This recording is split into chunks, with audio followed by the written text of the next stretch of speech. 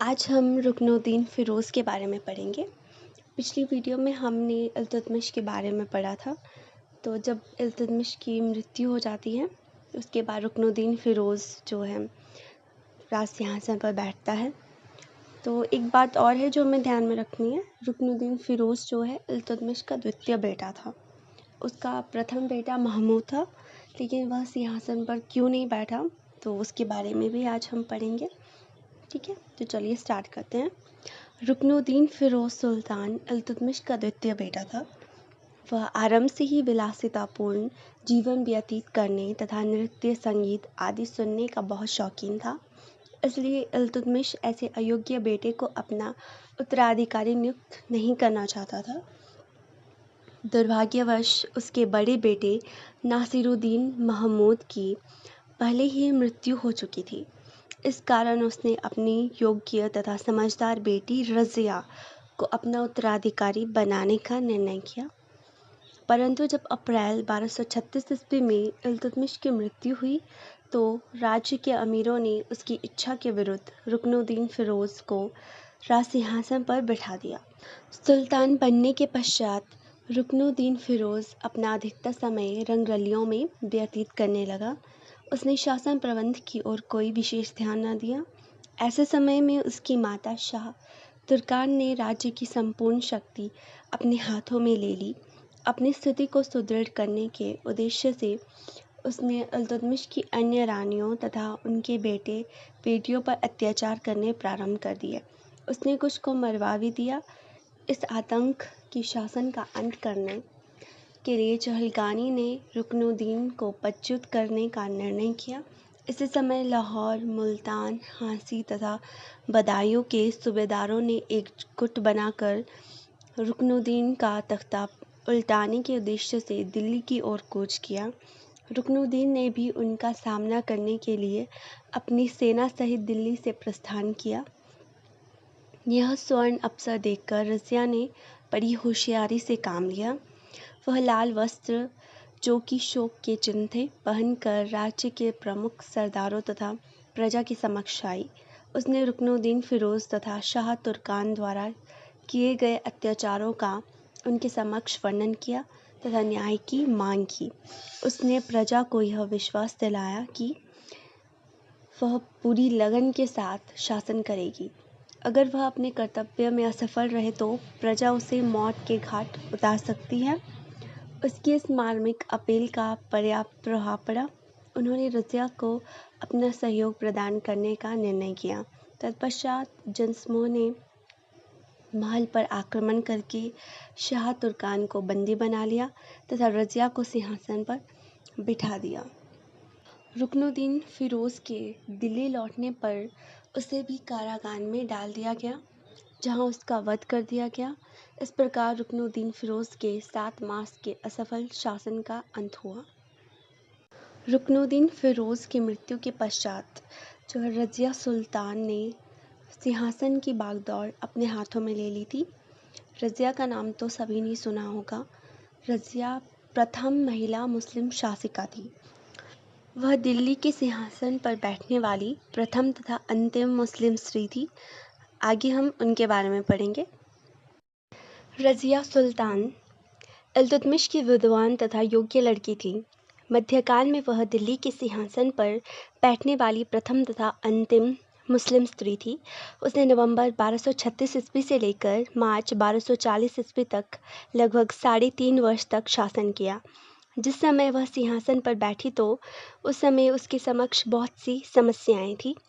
प्रथम, वह एक स्त्री थी तथा इस्लामी कानून के अनुसार वह सुल्तान नहीं बन सकती थी। इस कारण कट्टर सुन्नी मुसलमान, विशेष तौर पर उलेमा वर्ग ने उसके शासन का विरोध किया। दूसरा, रुकनुद्दीन फ़िरोज़ के अल्पकालीन शासनकाल में राज्य में सर्वत्र अशांति और अर्थव्यवस्था फैल गई थी। इस स्थिति पर नियंत्रण करना नितांत आवश्यक था। तीसरा, राज्य की शक्तिशाली अमीरों की सभा, जिसको चहलगानी कहा जाता था, एक स्त्री के हाथों का खिलौना बनने को तैयार न थी। चतुर्थ, राज्य के कुछ प्रांतीय सूबेदारों ने उसके विरुद्ध बगावत का झंडा गाड़ दिया था तथा राज्य का वजीर भी उनके साथ मिल गया था। पांचवा इन सबसे अधिक उसके अपने भाई उसके शासन के विरोधी थे, क्योंकि वे स्वयं को सिंहासन का वास्तविक अधिकारी मानते थे। ऐसे संकट के समय रज़िया ने बहुत हिम्मत से काम लिया तथा उसने इन समस्याओं को सुलझाने का यथासंभव प्रयास किया। अब हम रज़िया सुल्तान की सफलताओं के बारे में पढ़ेंगे, तो स्टार्ट करते हैं। पहली सफलता है उनकी प्रांतीय सूबेदारों के विद्रोह को कुचलना। सिंहासन पर बैठने के पश्चात शीघ्र ही रज़िया सुल्तान को लाहौर, मुल्तान, हांसी तथा बदायूं के प्रांतीय सूबेदारों के विद्रोह का सामना करना पड़ा। वे इल्तुतमिश के छोटे बेटे बहराम शाह को सुल्तान बनाने के पक्ष में थे। उन्होंने राजधानी दिल्ली को घेरे में ले लिया था। ऐसे संकट के समय राज्य का वजीर निज़ाम उल मुल्क जुनैदी भी विद्रोहियों के साथ मिल गया। यह रज़िया के लिए वास्तव में एक चुनौती थी। उसके पास कुछ हजार ही सैनिक थे, जिस कारण वह अपने विरोधियों का सामना नहीं कर सकती थी। ऐसे समय उसने कूटनीति का आश्रय लिया। उसने अपने विरोधियों के गुट में फूट डलवा दी तथा 4 में से 2 सूबेदारों को अपने साथ मिला लिया। इसके पश्चात उसने यह घोषणा की कि शीघ्र ही शेष विद्रोहियों को बिना युद्ध किए गिरफ्तार कर लिया जाएगा। रज़िया की यह चाल सफल रही, क्योंकि विद्रोहियों के नेता अपने प्राण बचाने के लिए बिना युद्ध किए ही मैदान छोड़कर भाग गए। दूसरी सफलता है प्रशासनिक सफलताएं। रज़िया बहुत समझदार, न्यायशील तथा दूरदर्शी शासिका थी। उसने अपनी स्थिति को सुदृढ़ करने के लिए कई प्रशासनिक पग उठाए। सर्वप्रथम उसने राज्य के महत्वपूर्ण पदों पर सर्वाधिक विश्वसनीय व्यक्तियों को नियुक्त किया। उसने प्रथम बार गैर तुर्कों को भी ये पद दिए। अनेक प्रांतीय सूबेदारों को भी बदल दिया गया। उसने सत्ता का विकेंद्रीकरण कर दिया। उसने पर्दे का त्याग कर दिया तथा दरबार में पुरुषों के वस्त्र पहनकर आने लगी। वह प्रजा के दुख दर्द को दूर करने के लिए आमतौर पर राज्य का भ्रमण किया करती थी।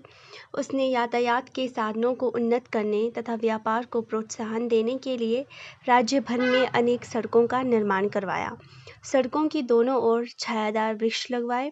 उसने शिक्षा के प्रसार के उद्देश्य से राज्य भर में कई मदरसे स्थापित किए तथा पुस्तकालय खोले। इस प्रकार रज़िया ने अपनी योग्यता तथा सूझबूझ का परिचय दिया। परिणामस्वरूप वह प्रजा में दिन प्रतिदिन प्रिय होनी आरंभ हो गई। तीसरी सफलता है रणथंभौर दुर्ग पर अधिकार करना। रणथंभौर राजपूतों का सर्वाधिक प्रसिद्ध तथा सुदृढ़ किला था। 1226 ईस्वी में इस पर इल्तुतमिश ने अधिकार कर लिया था। उसकी मृत्यु के पश्चात रुकनुद्दीन फिरोज के शासनकाल में फैली अराजकता का लाभ उठाकर राजपूतों ने इस महत्वपूर्ण दुर्ग को पुनः अपने अधीन कर लिया।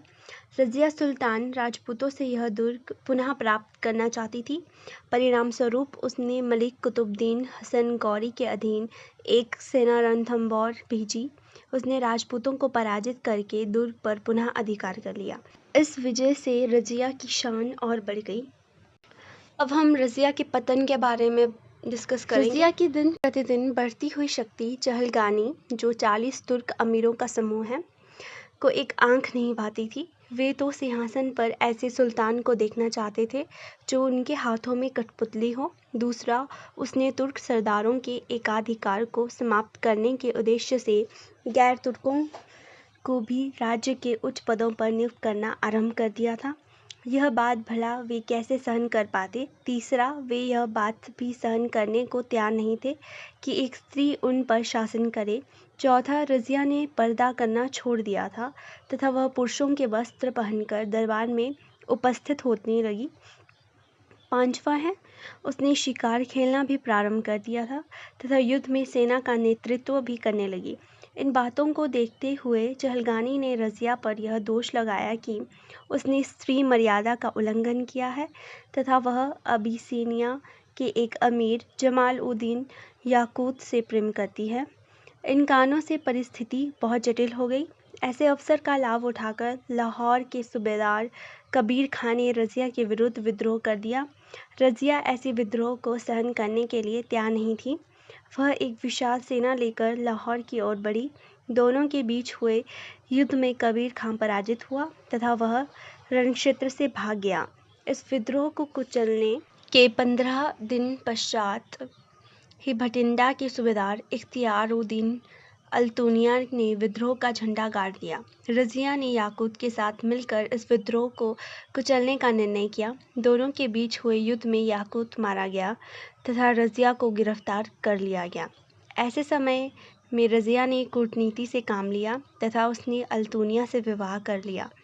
इस समय के दौरान चहलगानी ने बहराम शाह के नया सुल्तान होने की घोषणा कर दी। अपने राज्य सिंहासन को पुनः प्राप्त करने के लिए रज़िया ने अल्तुनिया के साथ मिलकर दिल्ली पर आक्रमण कर दिया, परंतु उनको सफलता न मिली।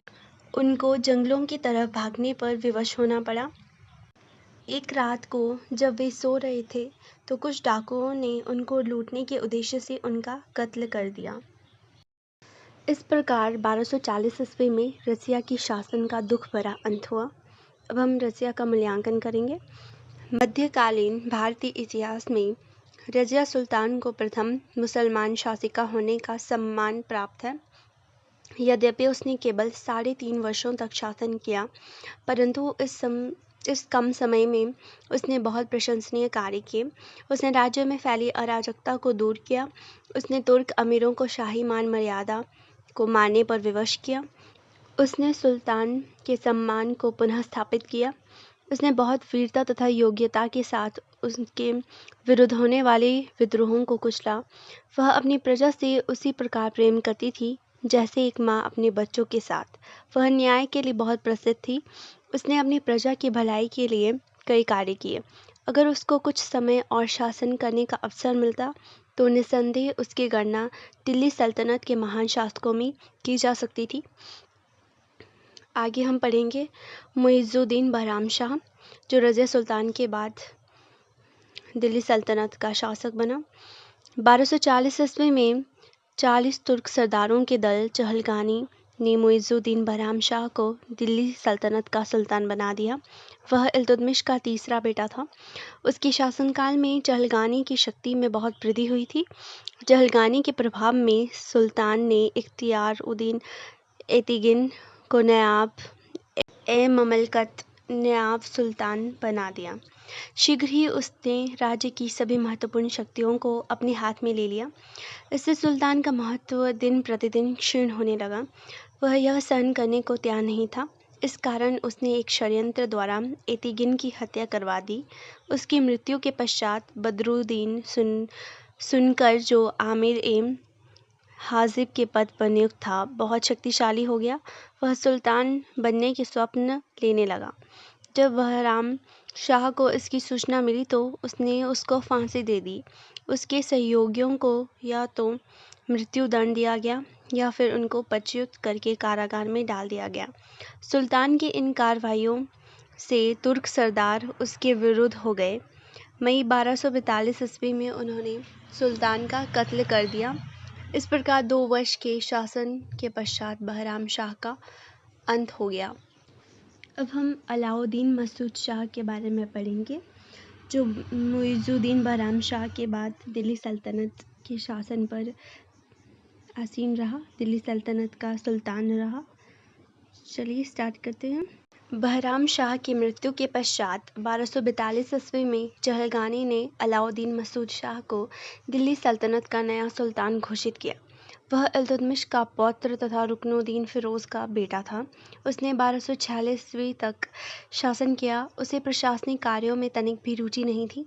वह अपना अधिकतर समय विलासिता में व्यतीत करता। अतः उसके शासनकाल में तुर्क सरदारों की शक्ति में बहुत वृद्धि हुई।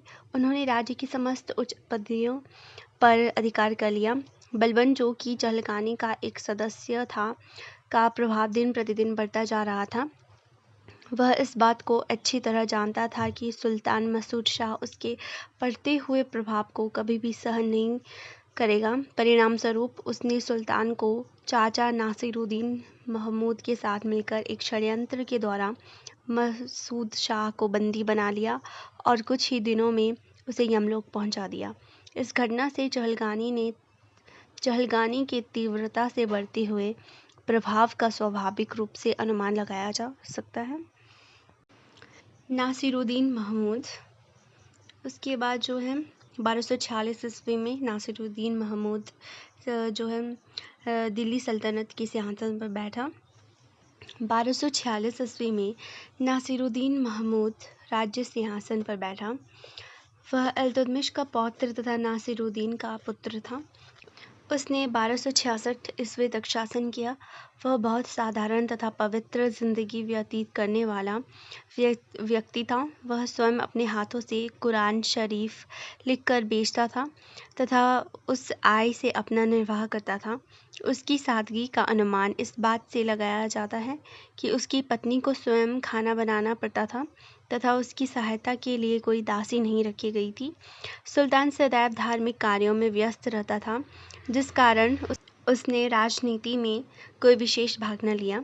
उसके 20 वर्षों के लंबे शासनकाल के दौरान शासन की वास्तविक बागडोर बलबन, जो कि वजीर के पद पर नियुक्त था, के हाथों में थी। बलबन की दिन प्रतिदिन बढ़ती हुई शक्ति के कारण अन्य तुर्क सरदार ईर्ष्या करने लगे। उनके कहने में आकर सुल्तान ने 1253 ईस्वी में बलबन को पदच्युत कर दिया तथा इमामुद्दीन रेहान को अपना वजीर नियुक्त कर लिया। उसके पद संभालने के शीघ्र पश्चात राज्य की परिस्थितियां बहुत तीव्रता से बिगड़ने लगी। इस कारण 1 वर्ष के पश्चात बलबन को पुनः वजीर के पद पर नियुक्त किया गया। बलबन ने दिल्ली सल्तनत को आंतरिक तथा बाहरी खतरों से बचाने के लिए बहुत प्रशंसनीय योगदान दिया। 1266 ईस्वी में सुल्तान की मृत्यु हो गई।